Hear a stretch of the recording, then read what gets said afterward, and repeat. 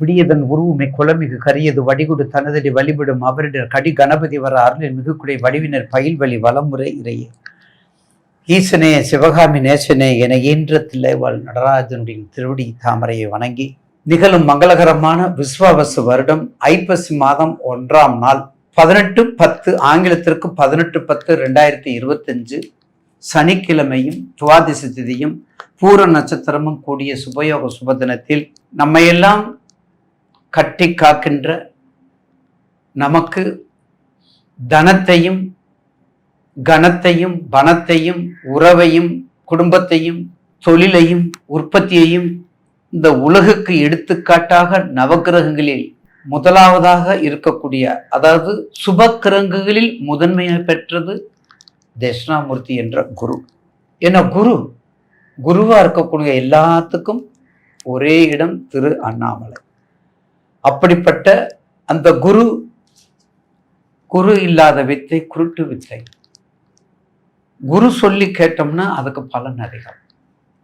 தானா செய்ய வேண்டிய ஒரு வேலை இருக்குது, தனக்குன்னு ஒரு வேலை இருக்குது.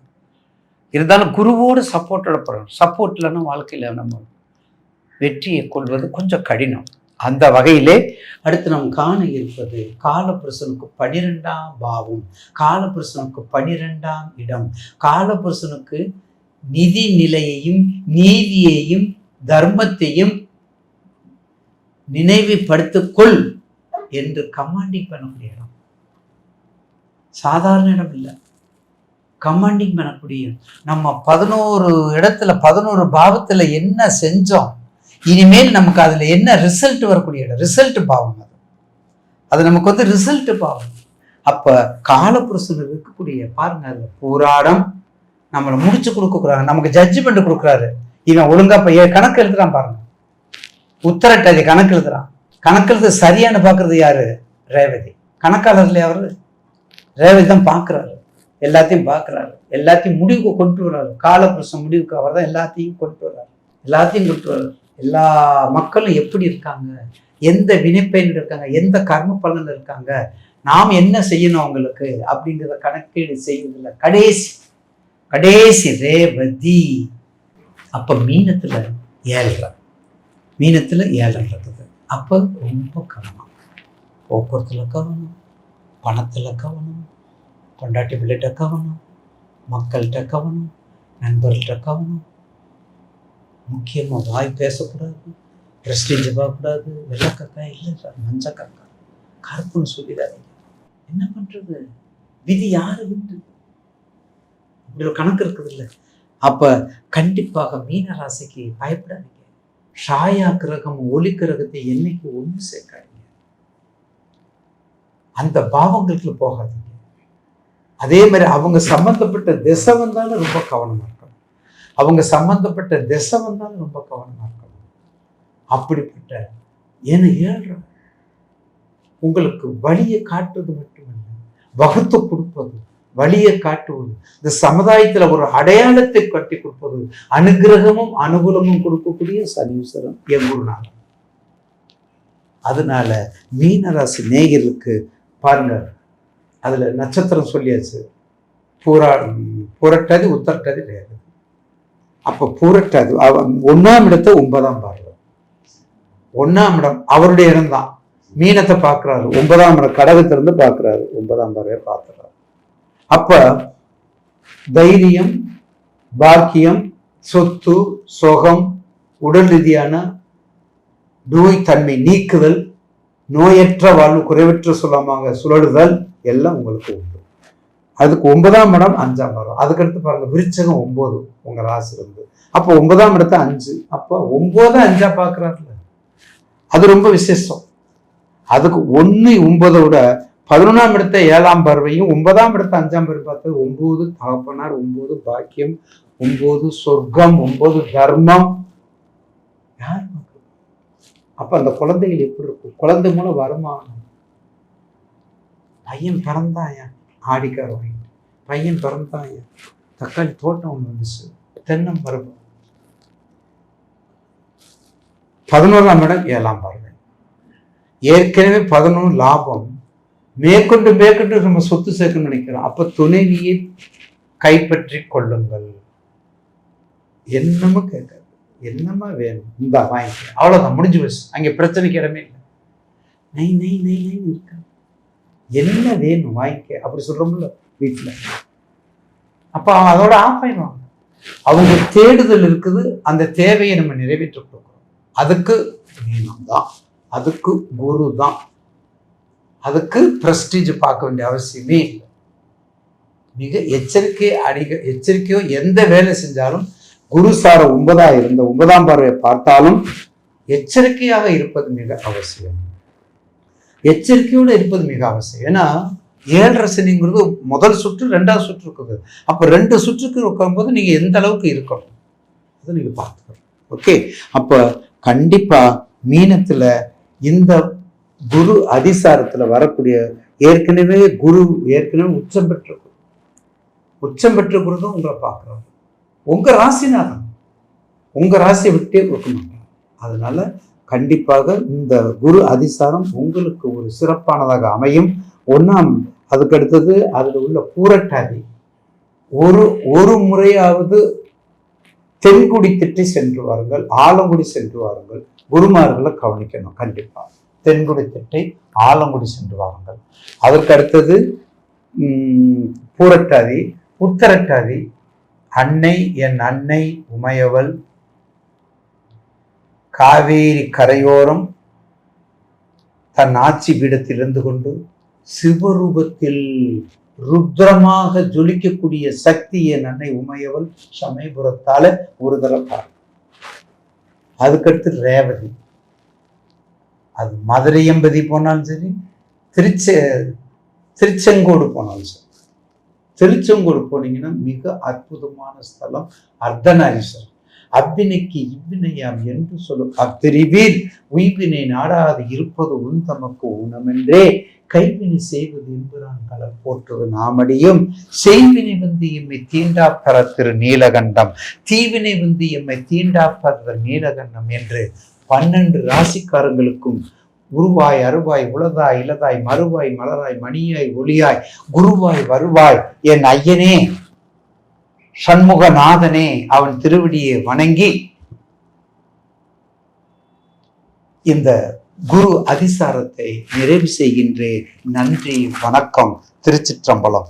தெளிவு குருவின் திருமேனி காணல், தெளிவு குருவின் திருநாமம் செப்பல், தெளிவு குருவின் திரு வார்த்தை கேட்டல், தெளிவன் குருவுரு சிந்தித்தில் தானே என்று 12 ராசிக்காரர்களுக்கும் தனம் தரும், கல்வி தரும், ஒரு நாளும் தலைவரியா மனம் தரும், தெய்வ வடிவம் தரும், நெஞ்சில் வஞ்சமில்ல இனம் தரும், நல்லெண்ண எல்லாம் தரும் என்று கூறி விடைபெறுகிறேன். நன்றி, வணக்கம். மீன ராசியில பிறந்தவங்களுக்கு இந்த குரு அதிசாரம் சாதகமா இருக்க போகுதா அல்லது பாதகமா இருக்க போகுதா, அதை பத்தி தான் இந்த காணொலியில பார்த்துட்டு இருக்கிறோம். பொதுவா பாத்தீங்கன்னா தனுசு ராசி, மீன ராசி, இந்த 2 ராசிக்குமே அதிபதி யாருன்னா குரு பகவான் தான். அதாவது 3 நட்சத்திரத்துக்கு அதிபதி, 2 ராசிக்கு அதிபதி, 16 வருஷம் திசை இருப்ப கொண்டவர் தான் இந்த குரு பகவான். அப்போ உங்க ராசிக்கு குரு அதிபதியா இருக்கும்போது அந்த குரு பகவான் தான் இப்ப அதிசாரம் ஆகிறார். அது உங்களுக்கு ரொம்ப ரொம்ப ஒரு அற்புதமான ஒரு சூழ்நிலை காலகட்டமாக வச்சுக்கலாம். அதாவது உங்க ராசிக்கு அதிபதி தான் குரு பகவான், குரு தான் இப்ப அதிசாரம் ஆகிறாரு. இதுல இன்னொரு விஷயம் என்னன்னா, குரு வந்து தன் மகனுடைய வீட்டில் இருந்துட்டு தன் மனைவி வீட்டுக்கு பெயர்ச்சாகிறார், அதிசாரம் ஆகிறார். கன்னி ராசி, அதாவது மிதுன ராசி, இந்த மிதுன ராசி கன்னி ராசி, இந்த 2 வீட்டுக்கு அதிபதி யாருன்னா புதன். அந்த புதன் யாருன்னா குருவுடைய வாரிசு, மகன். அதே மாதிரி புதனுடைய அம்மா குருவுடைய மனைவி யாருன்னா கடக ராசிக்கு அதிபதி சந்திரன். இப்ப தன் மகன் வீட்டுல மிதுன ராசியில இருந்துட்டு தன்னுடைய மனைவி வீட்டுக்கு குரு வந்து கட்டன்றத அதிசாரம் வாங்கி போறார். கரெக்டா குரு வந்து கிரிமினல் மைண்ட் உள்ளவர், அதுக்கு தான் சொல்லுவார். அதாவது வந்து குரு பாறுபட்ட கோடி நன்மை, குரு கொடுப்பார் எவரை தடுப்பார் அப்படின்னு சொல்றாங்க இல்லையா. அப்படி பார்த்தா தன் மகனுக்கு எந்த துறை கொடுத்துட்டார் அப்படின்னா கல்வித்துறை கொடுத்துட்டார். அதுக்குதான் புத்திக்காரகன், ஞானக்காரகன், அறிவுக்காரகன், கல்விக்கு அதிபதி புதன் பகவான். ஆயக்கலைகள் 64 கற்றவர் யாருன்னா புதன் மட்டும்தான். தன்னுடைய மகனுக்கு அத்தனை துறை கொடுத்திருக்கிறார். தன்னோட மனைவி எடுத்துக்கிட்டீங்கன்னா, அதாவது நவகிரகத்திலேயே அதிதேவதை யாருன்னா சந்திரன். சரிங்களா? அப்ப தன்னுடைய மனைவி வீட்டில் என்ன பண்ணிட்டாருன்னா உச்சத்தை வச்சுட்டாரு. உச்சம்னா மிக மிக அதிர்ஷ்டத்தை வச்சுட்டார். உச்சம்ன்றது அதிர்ஷ்டம், நீச்சம் அப்படின்றது செயல் இழந்துட்டாரு, வேலை செய்ய மாட்டார். அப்பதான் கடகராசியில போய் உச்சம் அடைகிறாரு, மகர ராசியில நீச்சம் அடைகிறார். அப்ப கடகராசியில போய் உச்சம் அடைஞ்சு உட்காரக்கூடிய குரு பகவான் இந்த 26 நாளைக்கு மீன ராசிக்கு என்னென்ன பலன்களை கொடுக்கிறாருன்னு பார்த்தீங்கன்னா, கரெக்டான்றது பார்க்கும்போது குரு கரெக்டா ஒரு கால்குலேஷன் பண்ணி பார்வை எடுத்திருப்பார். இப்ப சனி பார்வை எடுத்துக்கிட்டீங்க அப்படின்னா 3, 7, 10. ராகு கேது பார்வை பார்த்தா 3, 7, 11. செவ்வாயுடைய பார்வை எடுத்துக்கிட்டீங்கன்னா 4, 7, 8. குருவுடைய பார்வை எடுத்துக்கிட்டீங்க அப்படின்னா 5, 7, 9. நீங்க இப்படி எடுத்து பார்த்தாலும் 5, 7, 9 வரும். அதே ரிவர்ஸ்ல எடுத்தாலும் அதே 5, 7, 9 தான் வரும். அந்த 3 வீடு தான் வரும். அப்ப கரெக்டா பிளான் போட்டு எடுத்திருக்கிறாரு. அந்த வகையில பாத்தீங்கன்னா கடக ராசியில போய் உச்சம் அடையும் போது தன்னுடைய ராசியை பார்க்கிறார். உங்கள தான் பார்க்கிறார். உங்க ராசிக்கு அதிபதி குரு இல்லையா? அப்ப கடக ராசியிலிருந்து 5வது ராசியா பாத்தீங்க அப்படின்னா கரெக்டா யாரை பார்க்கிறாரு? விருச்சிக ராசி பார்க்கிறாரு. மங்களக்காரகன் செவ்வாய் ராசி பார்க்கிறாரு. அதனாலதான் பொதுவா பாத்தீங்கன்னா குருவும் செவ்வாயும் சேரும் போது மங்கள யோகம்னு சொல்லுவாங்க. நீங்க ஒரு இடத்துல ஜாதகம் போய் கொடுத்து பார்த்தீங்கன்னா சொல்லுவாங்க இது யோக ஜாதகம்னு சொல்லுவாங்க. அது என்ன யோகம் நீங்களும் கேட்க மாட்டீங்க, அவங்களும் சொல்லியிருக்க மாட்டாங்க. அது குரு வீட்டில், அதாவது குருவும் செவ்வாய் சேர்ந்ததுன்னா மங்கள யோகம்னு சொல்லுவாங்க. குரு மங்கள யோகம். அப்ப கரெக்டா 5ஆம் இடமா விருச்சிக ராசி பார்க்கிறாரு. 7ஆம் இடமா பார்த்தீங்க அப்படின்னா மகர ராசி பார்க்கிறாரு. ஏன் மகர ராசி தேர்ந்தெடுத்தாருன்னு பார்த்தீங்கன்னா அந்த மகர ராசியில தான் நீச்சம் அடைகிறார். அப்ப நீச்சம் அப்படின்னா ராஜபங்கம் நீச்ச யோகத்தை அடைகிறார். செயல் இழந்துட்டார் இல்லையா? அப்ப அந்த ராசிக்காரங்களுக்கு சப்போர்ட் பண்றாரு. செயல் இழக்கும் போது அந்த ராசிக்கு ஒரு சுத்தமாவே டவுன் தான், ஜீரோல உட்காந்துருவாரு. அப்ப 7ஆம் இடமா பார்க்கும்போது குரு டைரக்டா 7ஆம் இடமா பார்க்கும்போது அந்த உச்சமடைந்த வீட்டை பார்க்கும்போது நல்ல ஒரு பலனை கொடுக்கிறார். 9ஆம் இடமா பார்த்தா உங்க ராசி பார்க்கிறார், தன் சொந்த ராசியை பார்க்கிறார். 5ஆம் இடமா விருச்சிக ராசி, 7ஆம் இடமா மகர ராசி, 9ஆம் இடமா மீன ராசி பார்க்கிறார். இந்த 3 ராசிக்காரங்களுக்கு இந்த குரு அதிசாரம் என்னென்ன கொடுக்க போறாருன்னு பார்த்தா முதல்ல கொடுக்கறது என்னன்னா புத்திர பாக்கியத்தை கொடுக்கிறாரு. ஏன்னா 5ஆம் இடத்தை பார்க்கிறாரு இல்லையா? அப்ப புத்திர செல்வத்தை தராரு. 2வது 7ஆம் இடத்தை பார்க்கிறாரு இல்லையா? அப்ப என்ன பண்றாருன்னா திருமண தடைய விலகி திருமண யோகத்தை கொடுக்கிறாரு. அடுத்தது 9ஆம் இடமா பார்க்கிறாரா, பூர்வீக சொத்து பிரச்சனை, சொந்த பந்தம் பிரச்சனை. 2வது ஒரு 9ஆம் இடம்ன்றது பாக்கியஸ்தானம். எனக்கு புத்திர பாக்கியம் கொடு, கல்யாண பாக்கியம் கொடு, தொழில் பாக்கியம் கொடு, வளர்ச்சி பாக்கியம் கொடு அப்படின்னு ஒரு பாக்கியம் நம்ம வேண்டோம். இது கிடைச்சது எனக்கு மிகப்பெரிய பாக்கியம்னு சொல்றோம். அந்த பாக்கிய ஸ்தானமாக உங்க ராசி பார்க்கிறாரு. இப்படி பார்க்கறதுனால இப்ப நீங்க வெளிநாடு முயற்சி எடுக்கிறீங்களா, இப்ப எடுங்க, நீங்க சக்சஸ் ஆகும். ஆல்ரெடி உங்களுக்கு 7 சனியில அது ஜென்மச்சி நடக்குது. எப்படி சாமி நல்லது நடக்கும்னா சனி பகவான் செயல் இழந்து இப்ப உட்கார்ந்து இருக்கிறாரு. இப்ப வக்கரத்தில் இருக்கிறாரு. எத்தனை பேருக்கு தெரியும் சனி பகவான் இப்ப வக்கரத்தில் இருக்கிறது? ஜூலை மாசம் 13ஆம் தேதியிலிருந்து நவம்பர் மாசம் 28ஆம் தேதி வரைக்கும் சனி பகவான் வக்கரம் ஆயிட்டார். வக்கரம் அப்படின்னா இயல்பு நிலைக்கு மாறாக ஒரு வேலை செய்வார். கஷ்டத்தை கொடுத்துக்கிட்டு, ஏன்னா ஜென்மச்சனி கஷ்டத்தை கொடுக்குற இடம். அப்போ வக்கரமாகும் போது என்ன பண்றாரு, இயல்பு நிலைக்கு மாறாக வேலை செய்யறாரு. அப்போ உங்களுக்கு சனி பகவான் வக்கரத்துல இருக்கும்போது உங்களுக்கு இந்த ஜென்ம சனி ஒன்றும் பாதிப்பு இருக்காது. நீங்க பயப்படவே வேண்டாம். இதுக்கு முன்னாடி கிணறு வெட்டலாமா, போர் போடலாமா, வண்டி எடுக்கலாமா, கார் எடுக்கலாமா, வீடு கட்டலாமா, கடன் வாங்கியது தொழில் தொடங்கலாமா, கல்யாணம் பண்ணலாமா, இந்த மாதிரி வேலை செய்திருந்தீங்கன்னா 7 சனி இருக்குது வேண்டாம்னு சொல்லியிருப்பாங்க. இப்ப நீங்க செய்யுங்கன்னு சொல்றேன், நல்லது நடக்கும். ஏன்னா சனியும் வக்கரத்தில் இருக்கிறாரு. குரு அதிசாரம் வாங்கி தன் மனைவி வீட்டிலிருந்து தன் சொந்த ராசி உங்க ராசியை பார்க்கிறாரு. இந்த காலகட்டம் வெளிநாடுக்கு போறதுக்கு முயற்சி எடுக்கிறீங்களா, எடுங்க, கண்டிப்பா பலன் கிடைக்கும். விளையாட்டுத்துறையில சாதிக்கிறதுக்கு ஆசைப்படுறீங்களா, கண்டிப்பா முயற்சி பண்ணுங்க, அந்த விளையாட்டுத்துறையில சாதிப்பீங்க. குழந்தை பாக்கியம் இல்லாம, அதாவது புத்திர பாக்கியத்துக்கு ட்ரீட்மெண்ட் எடுத்துக்கிட்டு இருக்கிறீங்க சொல்றீங்களா, முயற்சி எடுங்க, கண்டிப்பா சக்சஸ் ஆகும். காதல் விவகாரம், காதல் கல்யாணம், இந்த மாதிரி விஷயங்கள் ஏதாவது நல்லது நடக்குமா நினைச்சீங்கன்னா நிச்சயமா அந்த காதல் கல்யாணம் சக்சஸ் ஆகும். இதுல நம்ம ஒத்து பார்க்க வேண்டிய விஷயம் என்னன்னா உங்களுக்கு சாதகமா உட்கார்ந்துருக்கிறாரு. இந்த குரு அதிசாரமானதே குறிப்பாக என்னமோ இந்த 3 ராசிக்காரர்களுக்கே நடந்த மாதிரி விருச்சக ராசி மகர ராசி உங்களுக்கே நடந்த மாதிரி கட்ட அதிசாரம் ஆகிறார். இப்படி ஆகக்கூடிய காலம் படிப்புல மாற்றம் கிடைக்கும், உடல் உபாதைகள் சரியாகும், மன அழுத்தம் குறையும், மன சங்கடங்கள் தீரும், விட்டு போன சொந்தங்கள் தேடி வரும். மொத்தத்தில் பார்த்தீங்கன்னா எதை சாப்பிட்டா நம்ம பித்தம் தெரியுமோ அப்படின்னு இருந்து வந்த 3 வருஷ காலமாக இந்த 7.5 சனியில் அவஸ்தைப்பட்டு இருக்கிறீங்க. ஃபர்ஸ்ட் 2.5 வருஷம் விரைய சனி, ஏகப்பட்ட விரயத்தை பண்ணியிருப்பீங்க. விபத்து நடந்திருக்கலாம், தென்னம் கட்டியிருக்கலாம், மானபங்கப்பட்டிருக்கலாம், அவமானப்பட்டிருக்கலாம், சொந்த பந்தத்துக்குள்ள கேவலப்பட்டிருக்கலாம். அதே மோட்டார் வாகன தொழில இருந்து எல்லாம் இழந்துட்டு வித்துட்டு வெறுங்கையை வீசிட்டு வரக்கூடிய நிலைமை தான். பொதுவாக வீடு உள்ள காசு இருந்த காலம் போய் இப்போ வீட்டில் 4 காசு எங்கே இருக்குமோன்னு தொலாவர காலத்துக்கு வந்துட்டீங்க. பயப்பட வேண்டாம். நிச்சயமா உங்களோட வாழ்வாதாரம் நல்லா இருக்கும், உங்களோட வளர்ச்சி நல்லா இருக்கும், சாதிக்கிற இடத்துக்கு வந்துட்டீங்க.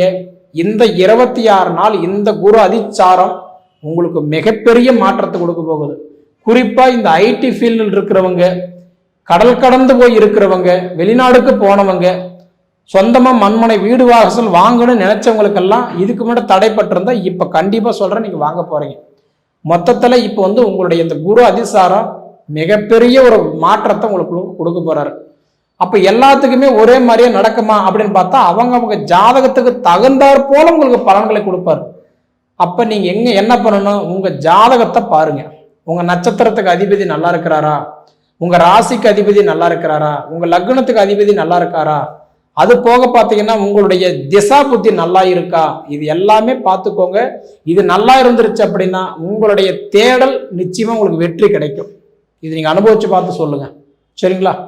சரி நேயர்களே, உங்க பொன்னான நேரத்தை ஒதுக்கி இவ்வளவு நேரம் என்னுடைய காணொலியை நீங்க முழுமையா பார்த்ததுக்கு மனசுல இருந்து கேட்டுக்கிறனுங்க. நன்றி. இந்த மீனராசி அன்பர்களுக்கு இந்த அதிசார குரு பயிற்சியானது ஒரு அதிர்ஷ்டம் நிறைந்த ஒரு குரு பயிற்சியா உங்களுக்கு அமைய போகுது அப்படின்றத தெளிவுபடுத்துறதுக்காக தான் இந்த வீடியோ தொகுப்பு உங்களுக்கு கொடுக்க இருக்கிறேன். இந்த அதிசார குரு பயிற்சியானது எப்படி இருக்கு அப்படின்றத பார்க்கறதுக்கு முன்பாக உங்களோட வாழ்க்கை நிகழ்வுகளை பற்றி கொஞ்சம் ஓரளவு ஒரு கண்ணோட்டம் பார்த்துட்டு அதுக்கப்புறம் உள்ளே போகலான்னு நினைக்கிறேன்.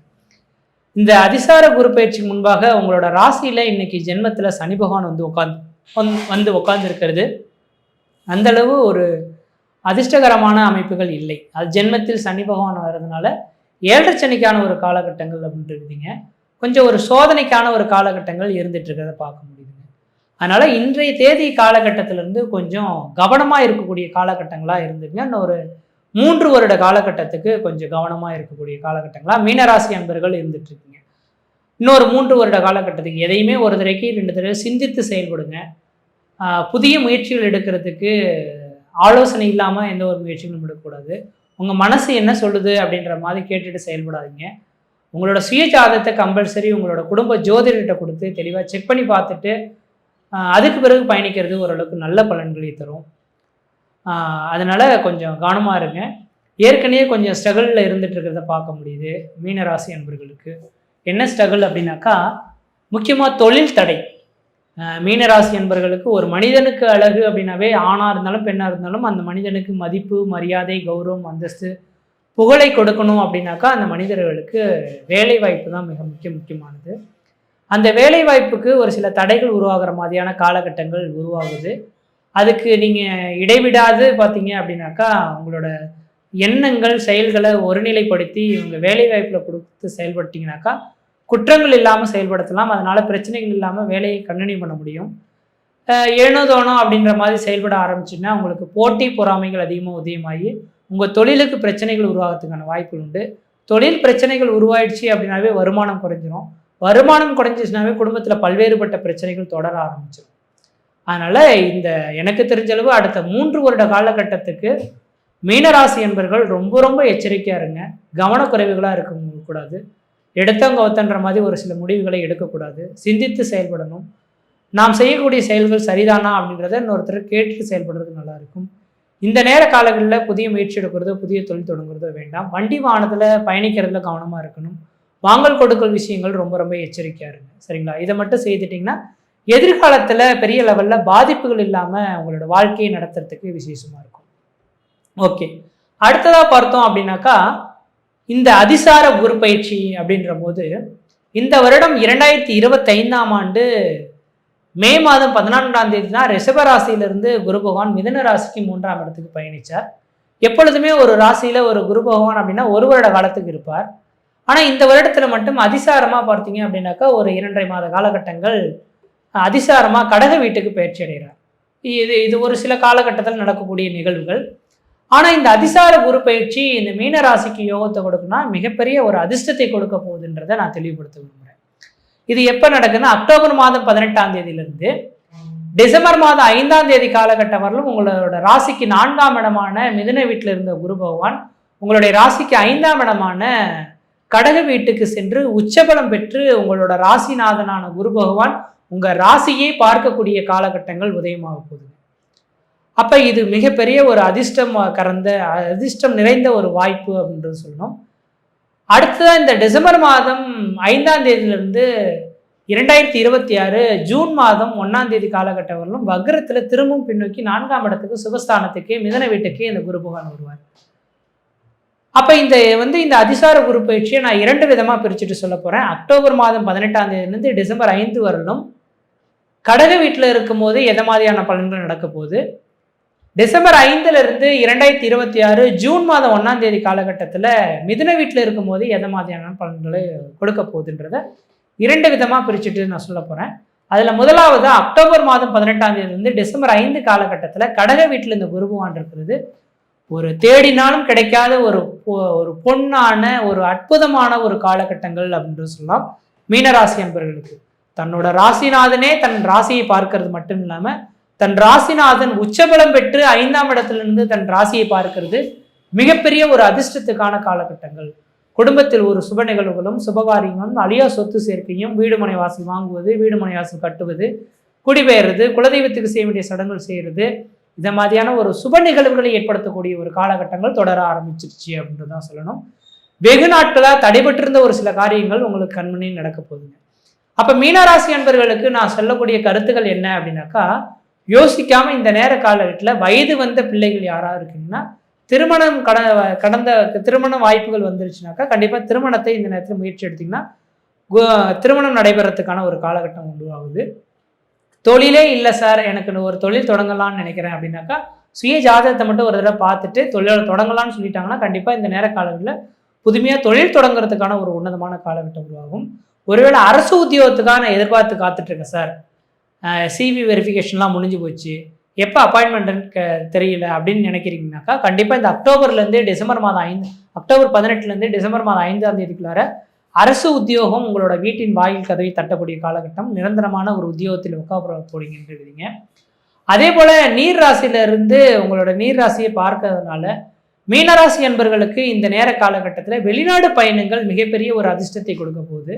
ஏதோ ஒரு வாய்ப்பு வெளிநாட்டுக்கு போகலாம் அப்படின்ற மாதிரி நினைச்சேன், திடீர்னு கிடைக்குது போறேன் அப்படின்ற மாதிரி போறீங்கன்னாக்கா கண்டிப்பா அதுதான் மிகப்பெரிய ஒரு மன நிம்மதிக்கானதாக இருக்கும். ஆனால் 7.5 சனி இந்த நேரத்தில் நடக்கிறதுனால டிசம்பர் 5க்கு பிறகு கொஞ்சம் சோதனைகள் தொடங்க போகுது.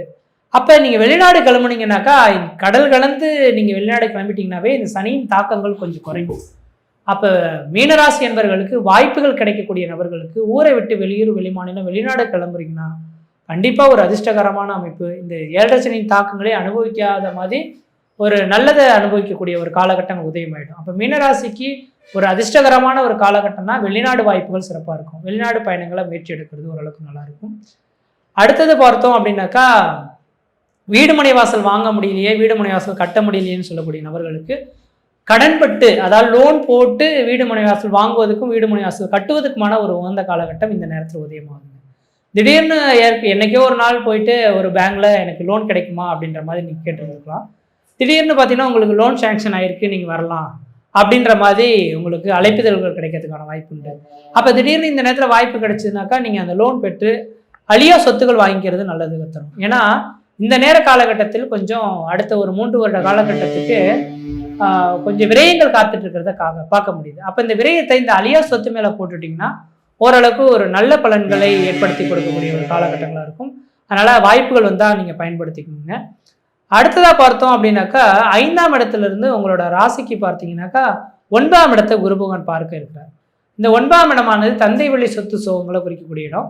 தந்தை வழி சொத்து சோகங்கள் பிரிக்கப்படாமல் இருந்தாலோ தந்தை வழி சொத்து சோகனால இந்த நேரத்தில் ஆதாயங்கள் பெறக்கூடிய ஒரு காலகட்டம் உதயமாகுது. இஷ்ட தெய்வத்தின் அனுகிரகம் பரிபூர்ணமாக கிடைக்க போகுதுங்க. அடுத்தது உங்களோட லாபஸ்தானத்துக்கு சமசப்தமாக குரு பார்வை கிடைக்கிறனால லாபங்கள் அதிகரிக்க போகுதுங்க. லாபங்கள் பல வழியிலேருந்து கிடைக்க போகுது. யாருக்கோ என்னைக்கோ கொடுத்த உதவிகள்லாம் இந்த நேரத்தில் பணமாக சேரக்கூடிய காலகட்டங்கள், ஒரு அதிர்ஷ்டத்தை அனுபவிக்கக்கூடிய காலகட்டங்களாக இந்த 2.5 மாத காலம் உருவாக போகுது. இந்த காலகட்டத்தை கொஞ்சம் சரியாக பயன்படுத்திங்க. எந்த சுப நிகழ்வுகளாக இருந்தாலும் செய்துக்குங்க.